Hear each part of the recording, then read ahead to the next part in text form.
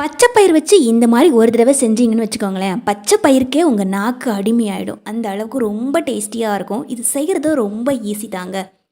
இதுக்காக நம்ம அரை கப் அளவு பச்சை பயிர் எடுத்துக்கலாம். இது ஊற வைக்கணும்னு அவசியம் கிடையாது. இதே போல் 2 முறை தண்ணியில் கழுவி எடுத்தாவே போதுங்க. இப்போ நம்ம ஒரு ப்ரெஷர் குக்கர் எடுத்துக்கலாங்க. இப்போ நம்ம கழுவி வச்சுருக்கக்கூடிய இந்த பச்சை பயிர் எல்லாத்தையும் நம்ம அப்படியே இதில் சேர்த்துக்கலாம்.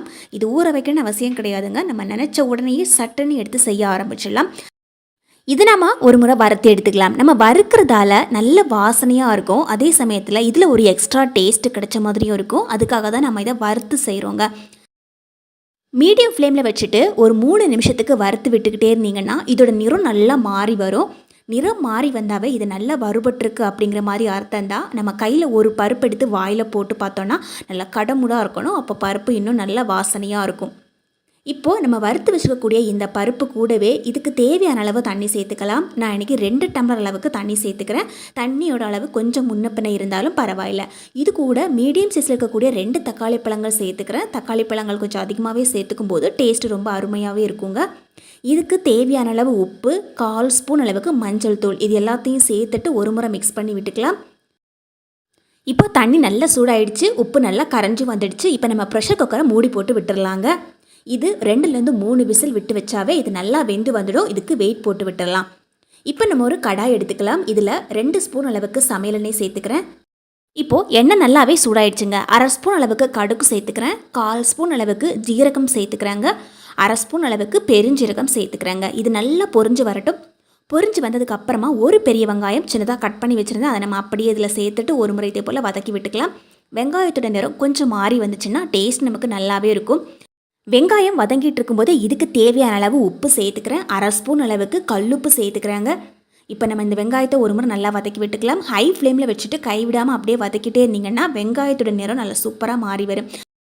இப்போது வெங்காயத்தோட நிறம் நல்லாவே மாறி வந்திருக்கு. இப்போ நம்ம இதில் இஞ்சி பூண்டு விழுது சேர்த்துக்கலாங்க. 1/2 ஸ்பூன் அளவுக்கு இஞ்சி பூண்டு விழுது சேர்த்துக்கிறேன். நல்லா வாசனை கொடுக்குவோங்க. ஒரு தடவை இது கூட இதே போல் சேர்த்து மிக்ஸ் பண்ணி விட்டுருங்க. அவ்வளவுதான். இதில் இருக்கக்கூடிய சூட்டிலேயே இதில் இருக்கக்கூடிய பச்சை வாடை எல்லாமே போய் கிடைக்கும். இப்போ நம்ம இதுக்கு தேவையான அளவு மசாலா சேர்த்துக்கலாம். 1 ஸ்பூன் அளவுக்கு தனியாத்தூளும், 1 ஸ்பூன் அளவுக்கு மிளகாய் தூளும், 1/2 ஸ்பூன் அளவுக்கு கரம் மசாலாவும் சேர்த்துக்கிறேன். இப்போ எல்லாத்தையும் நல்லா மிக்ஸ் பண்ணி விட்டுக்கலாம். இதுக்கு பதிலாக நீங்கள் குழம்பு மிளகாய் தூள் 2 ஸ்பூன் அளவு இருந்தால் அதையும் நீங்கள் சேர்த்துக்கோங்க. கூடவே தேவையான அளவு கரம் மசாலாவும் சேர்த்துக்கோங்க. இப்போ இருக்கக்கூடிய பச்சை வாடை எல்லாமே போயிருக்கும். ஏற்கனவே நம்ம வேக வச்சுக்கக்கூடிய பச்சை பயிறு நல்லா சாஃப்டாக வெந்திருக்கும் பாருங்கள். இதே போல் வறுத்து நம்ம வேக வைக்கும்போது வாசனை செம்மையாக இருக்கும். வறுத்து நம்ம செய்யும்போது இதோட வாசனையும் டேஸ்ட்டும் தனி ரகம்தான்.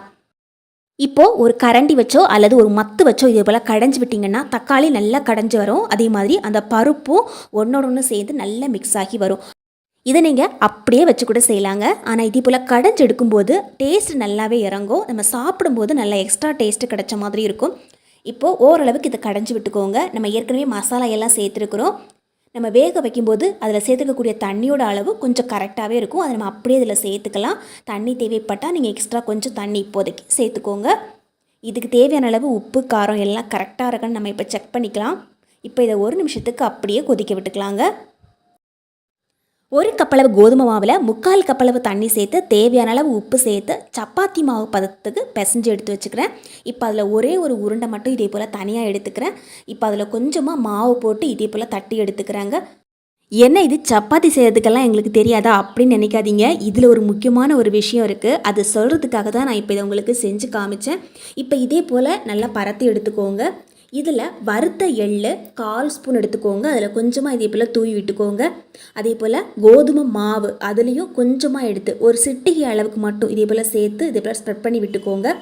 இப்போ நம்ம வச்சுருக்கக்கூடிய அந்த மாவை இதே போல் மடித்து எடுத்துக்கலாங்க. மடித்து எடுத்துகிட்டு மேலே கொஞ்சமாக மாவு போட்டுட்டு இதே போல் தேய்ச்சி விட்டுக்கோங்க. நம்ம இதில் எள்ளு சேர்த்து செய்யும்போது நல்ல வாசனையாக இருக்கும். அதே சமயத்தில் ரொம்ப ஹெல்த்தியும் கூட. இதே போல் தேய்ச்சி எடுத்துக்கலாம். இப்போ நம்ம இன்னொரு உருண்டை இதே போல் எடுத்து வச்சுக்கலாம். மேலே இதே போல் மாவு போட்டுக்கலாம். லைட்டாக இதே போல் தேய்ச்சி விட்டுக்கலாங்க. முதல்ல நம்ம தேய்க்கும் போது ரொம்ப மெலிசாலாம் தேய்க்க வேண்டாம். லைட்டாக ஓரளவுக்கு நம்ம பரத்தி விட்டால் போதும். இப்படி நம்ம செய்கிறதால நமக்கு 2 விதமான நன்மை இருக்குது. ஒன்று என்னென்னா நம்ம இதில் எள்ளு சேர்த்து செய்கிறதால நல்ல வாசனையாக இருக்கும். இன்னொன்று என்னென்னா நம்ம இதே போல் மடித்து செய்கிறதால நல்ல சாஃப்டாக இருக்கும், நல்ல லேயராக கிடைக்கும். அதுக்காக தான் நம்ம இதே போல் மடித்தும் செய்கிறோம். இப்போ இதே போல் மடித்து விட்டுட்டு நம்ம இதே போல் பரத்தி எடுத்துக்கலாம். சப்பாத்தி செய்யும்போது ஒரு முறை இந்த மாதிரி செஞ்சு பாருங்கள். ரொம்ப ரொம்ப ஈஸியும் கூட. நிறைய பேர் சப்பாத்தி மாவு பிசையும் போது கூட எள்ளு சேர்ப்பாங்க. ஆனால் இந்த மாதிரி செய்யும்போது எள்ளு கொஞ்சம் கூட உதிராது. நம்ம எந்த அளவுக்கு எள்ளை உள்ளே வச்சு செய்கிறோமோ அந்த அளவுக்கு நல்ல வாசனையாக இருக்குங்க. இதே போல் தேய்ச்சி எடுத்து வச்சுக்கலாம். இப்போ நம்ம ஏற்கனவே இதை கொதிக்க வச்சுருக்கிறோம். 2 நிமிஷத்துக்கு கொதிக்க வச்சுருந்தேன். இப்போ நம்ம ஒரு மிக்ஸி ஜார் எடுத்துக்கலாங்க. இதில் அரை கப்பளவு தேங்காய் கட் பண்ணியோ துருவியோ சேர்த்துக்கோங்க. நான் இன்றைக்கி கட் பண்ணி வச்சுக்கக்கூடிய தேங்காய் தான் அரை கப்பளவு சேர்த்துக்கிறேன். கூடவே காரத்துக்கு தகுந்த மாதிரி பச்சை மிளகாய், ஏற்கனவே நம்ம மிளகாய் தூள் சேர்த்துக்கிறோம், அதனால் காரத்துக்கு தகுந்த மாதிரி பச்சை மிளகாய் சேர்த்துக்கோங்க. காரம் கம்மியாக இருக்கக்கூடிய பச்சை மிளகாய்னா 4 பச்சை மிளகாய் கூட சேர்த்துக்கலாம், நல்ல வாசனையாக இருக்கும். கூடவே 4 முந்திரி பருப்பு சேர்த்துட்டு தேவையான அளவு தண்ணி சேர்த்து இதே போல் பேஸ்ட்டை அரைச்சி எடுத்துக்கிறேன். இப்போ இந்த பேஸ்ட்டை அப்படியே நம்ம இதில் சேர்த்துக்கலாம். இந்த பேஸ்ட்டு சேர்க்கும்போது இன்னும் நல்ல சூப்பரான டேஸ்ட்டு கிடைக்கும். அதே போல் அரைக்கும் போது முந்திரி பருப்பு பச்சை மிளகாய் இது மறக்காமல் சேர்த்துடுங்க. இப்போ எல்லாத்தையும் நல்லா மிக்ஸ் பண்ணி விட்டுக்கோங்க. மிக்ஸ் பண்ணி விட்டுட்டு ஒரு கைப்பிடி அளவுக்கு கொத்தமல்லி தழைகளும் கொஞ்சமாக கறிவேப்பிலையும் கட் பண்ணி அப்படியே அதில் சேர்த்து விட்டுக்கலாம். ஏற்கனவே நம்ம வேக வச்ச பருப்பு தான் சேர்த்துக்கிறோம், அதனால் இதை ரொம்ப நேரம் இதை கொதிக்க விட வேண்டாம். ஒரு முறை மட்டும் இதே போல் மிக்ஸ் பண்ணி விட்டுக்கலாங்க. மிக்ஸ் பண்ணி விட்டுட்டு ஒரு 2 நிமிஷத்துக்கு லோ ஃப்ளேமில் வச்சுட்டு இதை மூடி போட்டு விட்டுறலாம். இப்போ நம்ம ஒரு தோசைக்கல் எடுத்துக்கலாம். தோசைக்கல் நல்லாவே சூடாயிடுச்சு. எப்போவுமே சப்பாத்தி செய்யும்போது நல்லா தோசைக்கல் சூடு ஆனதுக்கப்புறமா போடுங்க, அப்போ தான் மாவு நல்லா வெந்து வரும். ஒரு முறை திருப்பி போட்டதுக்கு அப்புறமா லைட்டாக அதில் கலர் வந்திருக்கும். அதுக்கப்புறமா நம்ம நெய்யோ எண்ணெயோ சேர்த்துக்கலாம். நான் இன்றைக்கி நெய் தான் சேர்த்துருக்கேன். நெய் சேர்த்துட்டோம் அப்படின்னா இன்னும் நல்லா வாசனையாக இருக்கும், சாப்பிடும்போதும் செம்ம டேஸ்டியாக இருக்கும். ஒரு 1/4 ஸ்பூன் அளவுக்கு மட்டும் நெய் சேர்த்துட்டு இதே போல் தேய்ச்சி விட்டுருக்கலாம். நல்லா சூப்பராக வெந்து வந்திருக்கு. இதை நான் உங்களுக்கு பிச்சு காமிக்கிறேன். உள்ளே எவ்வளோ சூப்பராக இருக்குன்னு பாருங்கள். ரொம்ப ரொம்ப சிம்பிளான சப்பாத்தி தான், இருந்தாலும் நம்ம ஹெல்த்தியாக சாப்பிட்ணும், ஹெல்த்தியான ஒரு பொருளை கூடவே சேர்த்துக்கிட்டால் ரொம்ப நல்லாயிருக்கும் அப்படின்னு நினச்சிங்கன்னா இதே போல் எள்ளு சேர்த்து செஞ்சு பாருங்கள். நம்ம இப்போ செஞ்சுருக்கக்கூடிய இந்த குழம்புக்கு இட்லி, தோசை, சப்பாத்தி இல்லை சாதம் இப்படி எது கூட வச்சு சாப்பிட்டாலும் ஒரு அல்டிமேட் டேஸ்ட்டு கொடுக்குங்க. நான் இன்றைக்கி எள்ளு சப்பாத்தி செஞ்சதால் உங்களுக்கு செஞ்சு காமிச்சேன். மற்றபடி நீங்கள் வெறுமனே சப்பாத்தி கூட ஊற்றி சாப்பிட்டா கூட அவ்வளோ சூப்பராக இருக்கும். இந்த சப்பாத்தியை நம்ம பிச்சு சாப்பிடும்போது அவ்வளோ சாஃப்டாகவும் இருக்கும். குழம்பு ஒரு 2 நிமிஷத்துக்கு மட்டும் நான் லோ ஃப்ளேமில் வச்சு கொதிக்க வச்சுருந்தேன். இதே போல் அதோட நுரைகள் எல்லாம் நல்லா அடங்கி வந்திருக்கும்.